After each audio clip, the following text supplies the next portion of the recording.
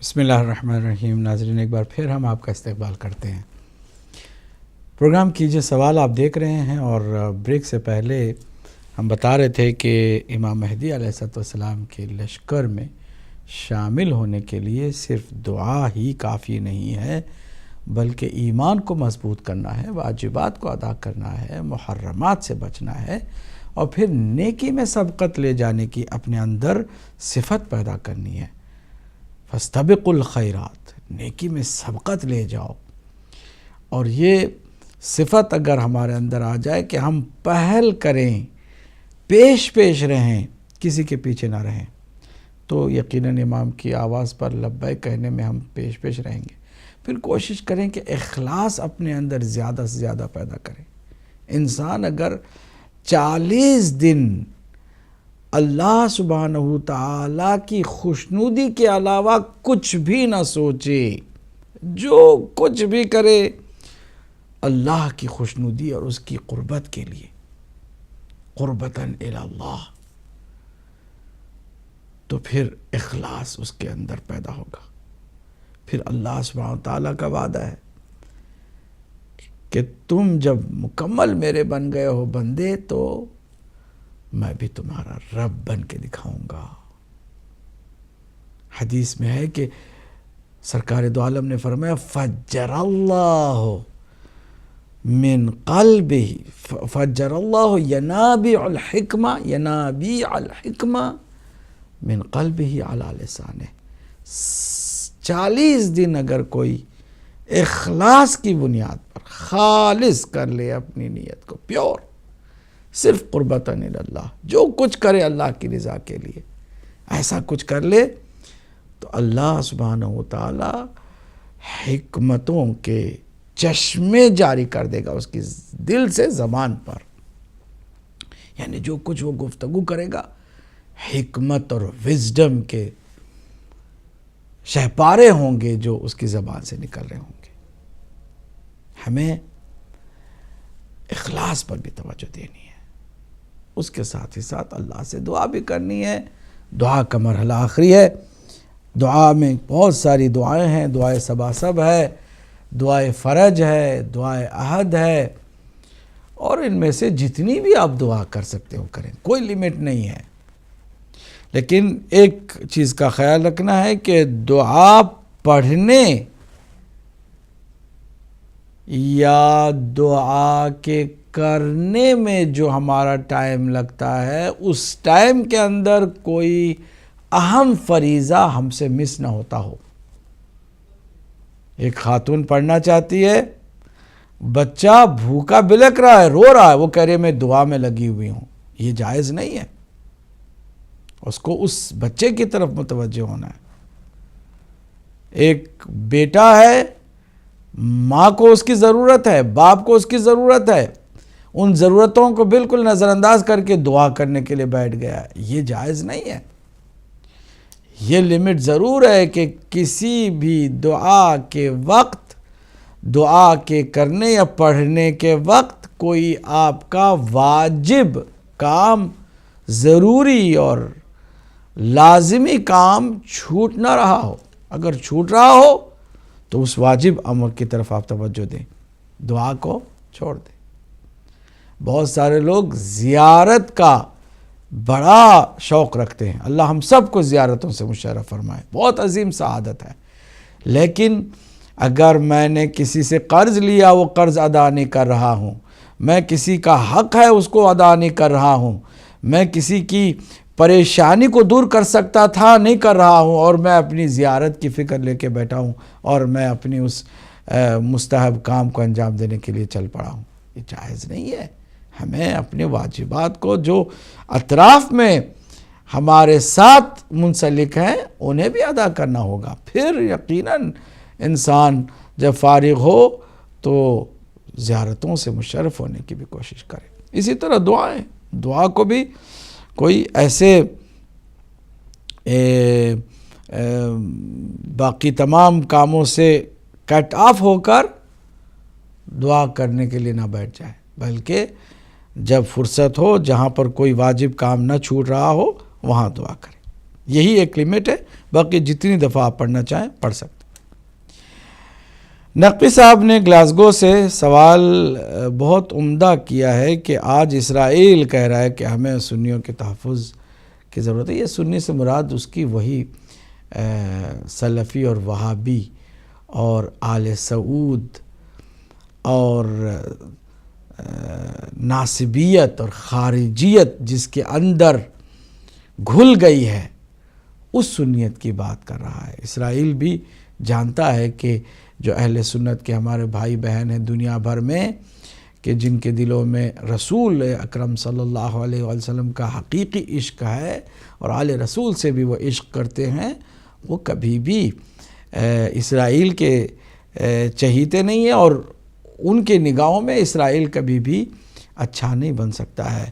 یہ اس وقت صہیونی اور آل سعود کی ملی بھگت کا نتیجہ ہے. اس وقت دنیا میں جتنی بھی دہشت گردی دیکھ رہے ہیں، جتنا بھی اسلام کا نام بدنام کیا جا رہا ہے، اس کے پیچھے یہی دو ہاتھ ہیں. ایک ہاتھ زائنسٹ کا صہیونی طاقت ہے، دوسرا ہاتھ آل سعود ہے، ان کا ہاتھ. یہ دونوں نے مل کر کے اسلام کا بھی اور انسانیت کا، بشریت کا بھی بیڑا غرق کرنا شروع کر دیا ہے. لیکن سب کچھ ان کے ہاتھ میں نہیں ہے، اللہ کے بھی پلان ہوتے ہیں. اللہ سبحانہ و تعالیٰ بھی اپنے اس پلان کے تحت پورے نظام کو چلا رہا ہے. وقت آئے گا کہ یہ لوگ رسوا ہوں گے، ذلیل ہوں گے، خوار ہوں گے، اور جو حقیقی اسلام ہے اس کو ایک بار پھر اللہ سبحانہ تعالیٰ ابھارے گا بہت جلد. اب دیکھیے گا، کچھ زیادہ دیر نہیں لگے گی. یہ ساری منافقت جو ہے ابھی کھل کے آ گئی ہے. جتنے بھی بلیاں تھیں تھیلے سے باہر نکل آ گئی ہیں. یہ سارے جو اکٹھا ہو گئے ہیں نہتے یمنیوں کے خلاف، یہ سارے وہی طاغوتی اور دجالی فورسز کا نتیجہ ہیں اور فورسز کا حصہ ہیں. یہ سب اکٹھا ذلیل و خوار ہوں گے. کہاں تھے یہ لوگ جب فلسطین پر ستم ڈھایا جا رہا تھا؟ کہاں ہیں یہ لوگ جو آج بھی غزہ میں فریاد جاری ہے اور کوئی ان کے نہ پیسے جاتے ہیں، نہ ان کی فوج جاتی ہے، نہ ان کی کوئی مدد وہاں تک جاتی ہے؟ کیوں ایسا ہے کہ اس وقت اسرائیل وہی کہہ رہا ہے جو آل سعود کہہ رہے ہیں، جو آل سعود کہتے ہیں وہی اسرائیل کہہ رہا ہے. ابھی بات سامنے آ گئی، سارے پردے اٹھ گئے ہیں. اب آنکھوں کے پردے اگر کسی کے ابھی بھی باقی ہے تو یہ اس کی اپنی نادانی کی وجہ سے، ورنہ اگر کوئی عقل مند انسان اپنی نگاہوں سے دیکھے تو سمجھ سکتا ہے کہ ایک پورا سلسلہ ہے دجال کا، اس کے مقابل میں الہی حقیقی دین کے ماننے والوں کا، کہ جو ظلم سے گھبراتے بھی نہیں ہیں، ڈٹ کر ظالموں کے مقابل میں کھڑے ہوئے ہیں. کالر کو شامل کرتے ہیں. جی السلام علیکم ورحمۃ اللہ. وعلیکم السلام. عاشق بھٹا لندن سے بات کر رہا ہوں. عاشق بھٹا جی فرمائیے. سوال یہ ہے کہ آج آپ بات کریے فلسطین کا. جی میرا سوال یہ ہے کہ ہم شروع دن سے جو بھی پاکستان میں کوئی بات ہے یا مسلمانوں پہ کوئی بات آ جائے تو ہم کہتے ہیں کہ یہ انڈیا کروا رہا ہے، یہ اسرائیل کروا رہا ہے، یہ امریکہ کروا رہا ہے، لیکن ہم ان پہ بلیم کرتے ہیں. تو کیا مسلمانوں کی جو شروع سے حالت رہی ہے، اگر تھوڑا سا پیچھے چلے جائے تو اس وقت بھی یہ امریکہ تھا، اسرائیل تھا، انڈیا تھا، یا صہیونی طاقتیں یا جو بھی طاقتیں ہم جن کا آج نام لیتے ہیں وہ تھیں؟ یہ تھوڑا سا مجھے یہ کلیئر کر دیں. بہت عمدہ، بہت عمدہ. جزاک اللہ. Thank you. اللہ حافظ. اللہ حافظ. بہت شکریہ آپ کا. آپ نے بہت عمدہ ایک حقیقت کی طرف اشارہ کیا ہے. ہم نے بھی ایک ہاتھ نہیں بتایا کہ خالی جو ہے وہ باہر کی طاقتیں ہیں. یہ باہر کا ایک ہاتھ نہیں ہے، امریکہ پہ ڈال دیا یا صہیونی طاقتوں پہ ڈال دیا. ہم باہر کی طاقت کے ساتھ اندر کی ایک خطرناک روز اول سے چلی آنے والی مسلمانوں کی منافقت ہے، وہ اور باہر کا ہاتھ مل کر کے اسلام کا اور بشریت کا جو ہے گلا گھوٹا جا رہا ہے. یہ دونوں مل کر کے ایسا کر رہے ہیں. خالی باہر کی قوتوں پر الزام دینا واقعاً حماقت ہے. یہ بہت عجیب و غریب بات ہے کہ بعض لوگ سب کچھ دوسروں پہ ڈال کے اپنے آپ کو سمجھتے ہیں کہ یا نادان ہے یا بالکل بے گناہ ہیں، جبکہ اندر بھی وہی حالت ہے. اندر اور باہر دونوں ہاتھ ملے ہیں تو اس طرح کا سخت اور خطرناک زمانہ امت مسلمہ پر آ گیا ہے. ہماری ایک سسٹر تھی سمیرہ برمنگھم سے. سوال ان کا کچھ ایسا تھا کہ کاغذی نکاح کیا گیا اور نیت بہرحال نکاح کی نہیں تھی، پیپرز کے لیے وہ پیپر میرج ہوئی اور اب وہ چاہتے ہیں کہ ایک ساتھ زندگی بسر کریں، تو انہیں کیا کرنا چاہیے؟ چونکہ نیت نہیں تھی اس لیے ان کے لیے ضروری ہے کہ ایک بار پھر صحیح نیت کے ساتھ نکاح کریں اور پھر ساتھ رہنے لگ جائیں. کوئی حرج نہیں ہے.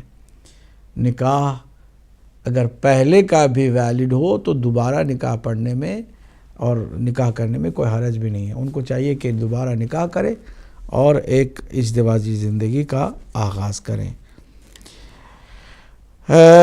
ہمارے ایک اور بھائی ہیں علی نیوکاسل سے. کریڈٹ کارڈ استعمال ہوتا ہے اور پھر کبھی منیمم دینے کے ساتھ ساتھ کچھ انٹرسٹ بھی اس کا ہم سے لے لیا جاتا ہے، یا پھر کچھ کانٹریکٹ ہوتے ہیں، موبائل کے کانٹریکٹ ہوتے ہیں یا کچھ اور اس طرح کی کانٹریکٹ ہوتے ہیں جس میں کہیں نہ کہیں بہرحال ہم سے سود لے لیا جاتا ہے. تو کیا یہ سود کے زمرے میں آتا ہے اور ہم گنہگار بنتے ہیں؟ ضرورت بھر کا اگر یہ سلسلہ ہے تو یہ سود کے زمرے میں نہیں آتا اور ہمیں گنہگار نہیں بناتی یہ چیز. لیکن اگر ہم عیاشی کی حد تک یا پھر کمانے اور تجارت کے وسیلے سے واسطے سے یا تجارت کی نیت سے ہم اگر ایسا کرنے لگ جائیں تو پھر تو یقیناً وہ وہ حلال نہیں ہوگا بلکہ ناجائز ہوگا. لیکن ضرورت کے تحت اگر کریڈٹ کارڈ یوز کرتے ہیں یا موبائل کی کوئی کانٹریکٹ ہے تو اس میں اگر کچھ رقم نکل جاتی ہے تو وہ کوئی ہمیں گنہگار نہیں بناتی ہے، جائز بھی ہے، کوئی حرج نہیں ہے. محمد علی صاحب لندن سے، انہوں نے اس واقعے کے بارے میں جو کہ سورہ بقرہ کی آیت نمبر 57 سے شروع ہوتی ہے، تو آگے چل کے آیت نمبر 71 میں ایک بات بتائی گئی ہے. تو ان کے حساب میں دو الگ الگ واقعات ہیں جبکہ مفسرین کہتے ہیں کہ ایک واقعہ ہے. حقیقت میں میرے بھائی محمد علی یہ ایک ہی واقعے کی تفصیل ہے جو کہ سورہ بقرہ میں بیان ہوئی ہے. یہ دو الگ الگ واقعات نہیں ہیں. واقعات کو اللہ سبحانہ وتعالیٰ نے مختلف الفاظ میں بیان کیا ہے. اور اگر آپ دیکھیں کہ شیطان کے نکالے جانے کا جو ذکر ہے قرآن مجید میں کئی جگہ پر آیا ہے، لیکن مختلف تعابیر کے ساتھ مختلف الفاظ کے ساتھ آیا ہے. اس کا مطلب یہ نہیں کہ مختلف واقعات ہوئے شیطان کے، نہیں، شیطان کا واقعہ ایک ہی ہے. شیطان کو جب نکالا گیا بزم ملائکہ سے، اس واقعے کو اللہ نے مختلف انداز میں بیان فرمایا مختلف جگہوں پر. اسی طرح یہ واقعہ ہے اور واقعہ ایک ہی ہے اور اس میں دو رائے نہیں ہے. امید ہے کہ آپ نے اس کو کیچ کر لیا ہو. لیکن بنیادی جو آپ کا سوال ہے کہ میری تقریر سے بھی اس کا تعلق تھا کہ کفر کا مطلب انکار ہے. انکار اس صورت میں ہوگا جب اس کے سامنے حق پیش کیا گیا ہو اور حق پیش ہونے کے بعد انسان جان بوجھ کر انکار کرے، یہ کفر ہے. لہٰذا ہم نے یہ عرض کیا تھا کہ ہر غیر مسلم کافر نہیں ہے. ممکن ہے کہ غیر مسلم کے سامنے اسلام کو صحیح معنوں میں پیش کیا جائے اور وہ قبول کر لے. اگر حق واضح ہو جائے پھر انکار کرے تو وہ کفر ہے. بہت عمدہ سوال آپ نے یہ کیا کہ اگر سائنس کوئی حق بتاتی ہے تو ایسے مرحلے میں ہمارا کیا بنتا ہے حق. دیکھیے اگر کوئی چیز سائنس ہو یا ایک معمولی بچہ ہو یا کوئی غیر مسلم ہو ایسی بتائے کہ جس کا حق ہونا ثابت ہو جائے, آپ کے لیے ثابت ہو جائے کہ واقعی یہ بات حق ہے. مثلا زمین گول ہے, ہم دیکھتے ہیں یہ چوڑی لگ رہی ہے, آسمان کا ایک شامیانہ لگا ہوا ہے, فرش ہے زمین کی جو بچھی ہوئی ہے. سائنس کہتی ہے نہیں بھئی یہ تو گول ہے, زمین یہ اس طرح جیسے اورنج ہے ایسے ہے. اگر ثابت ہو جاتا ہے تو ماننا چاہیے, اس میں ضد کرنے کی کیا بات ہے. جی کالر کو شامل کرتے ہیں. السلام علیکم ورحمۃ اللہ. السلام علیکم ورحمۃ اللہ. کال ڈراپ ہو گئی ہے, کوئی بات نہیں ہے, دوبارہ آپ ٹرائی کر سکتے ہیں. دیکھیے میرے بھائی, آپ کی خدمت میں ہم عرض کر دیں کہ معیار حق کا ثابت ہونا ہے. اگر ثابت ہو جائے, سائنس کے سامنے بھی اگر سائنس نے بھی کوئی چیز ثابت کی ہے اس کو بھی آپ مانیں گے, انکار کیوں کریں گے اگر ثابت ہو جائے. اگر ثابت نہ ہو, ایک چیز سائنس کہہ رہی ہے, مثلا سائنس کہہ رہی ہے کہ آدم اور حوا کی اولاد نہیں ہے, یہ بندر تھے اور اس کے بعد آہستہ آہستہ یہ انسانوں میں بدل گئے, جبکہ یہ اس کے ایک کسی انسان کی سوچ ہے, وہ کسی طرح ثابت نہیں ہے. جبکہ ہمارے اپنے دینی عقائد کی بنیاد یہی ہے کہ ہم اللہ کے بنائے ہوئے وہ بندے ہیں کہ جو حضرت آدم اور حوا کی نسل سے چلے ہیں. اگر ٹکراؤ ہوتا ہے تو ہم سائنس کو نہیں مانتے, ہم کہتے ہیں کہ یہ حقیقی حق یہ ہے کہ ہم آدم اور حوا کے بنے ہوئے ہیں, یہ نہیں کہ ہم بندروں سے انسان میں تبدیل ہوئے ہیں. السلام علیکم ورحمۃ اللہ. بسم اللہ. وعلیکم السلام. یا علی مدد. مولا علی مدد. کون میرے بھائی ہیں, کہاں سے؟ جی سرکار عنایت اللہ عرض کر رہا ہوں. قبلہ عزت مآب کیسے ہیں؟ الحمدللہ ماشاءاللہ. عنایت اللہ صاحب ہائی واکم سے کافی زمانے کے بعد آپ سے گفتگو ہو رہی ہے, فرمائیے خیریت سے ہیں؟ الحمدللہ حضور آپ کی زیارت اکثر ہوتی رہتی ہے اور سرکار امام زمانہ آپ کے علم عمل میں مزید برکتیں عطا فرمائیں. آمین الہی آمین. مولا آپ کو سلامت رکھے. فرمائیے آج کیا سوال ہے آپ کا؟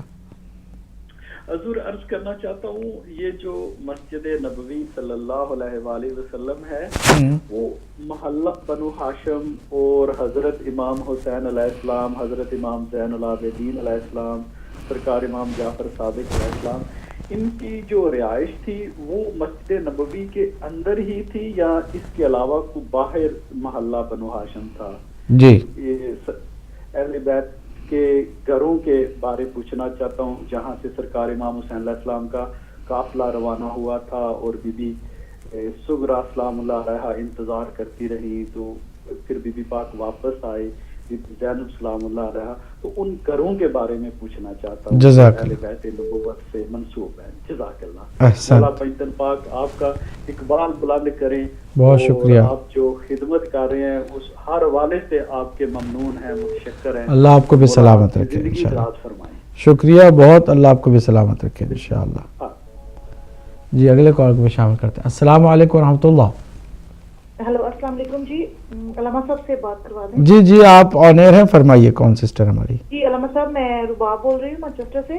جی تو علامہ فرمائیے. صاحب مجھے ایک کنفیوژن تھی وہ دور کرنا تھی. پہلے بھی ایک پروگرام میں نے کیا تھا کال, لیکن وہ پروگرام کا ٹائم ختم ہو گیا تھا. آپ کا نہیں, دوسرے علامہ ڈاکٹر صاحب سے. جی تو میں نے پوچھنا تھا کہ وہ میں نے دوسرے چینل پہ ایک سنی علامہ اس کے بارے میں بات کر رہے تھے جو سورہ توبہ کی آیت نمبر 40 ہے, اس میں وہ غار کا ذکر ہے, اس میں وہ فضائل مطلب وہ اس کے بارے میں کہتے کہ وہ جو ہے قرآن پاک میں ابو بکر کے فضائل میں یہ آیت اتری ہے سورہ توبہ کی آیت نمبر 40 اور اس میں جو ہے وہ اللہ نے جو تسکین کہی ہے وہ اللہ نے اپنی طرف سے ابو بکر کی تسکین کے لیے وہ آیت نازل کی. ٹھیک ہے, مجھے سمجھ نہیں, میں بڑی کنفیوز ہو گئی سن کے کہ تو میں نے قرآن پاک دیکھا, میں نے ترجمہ قرآن پاک نہیں پڑھا, اب شروع کیا ہے میں نے سفیان حیدر صاحب کا قرآن پاک جو ہے.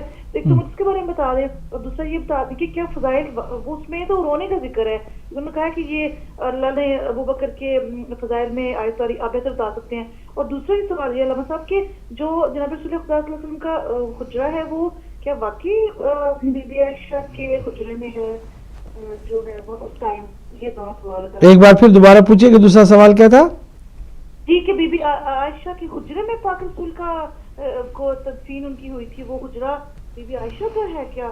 ایسے کہتے ہیں. چلیے میں بتا دوں گا انشاءاللہ. شکریہ، آپ دیکھتے رہیے گا انشاءاللہ. اللہ آپ کو جزائے خیر دے. بہت شکریہ. ناظرین ابھی ہم مختصر سے وقفے کی طرف چل رہے، پھر انشاءاللہ ہم ہوں گے اور یہ سلسلہ انشاءاللہ.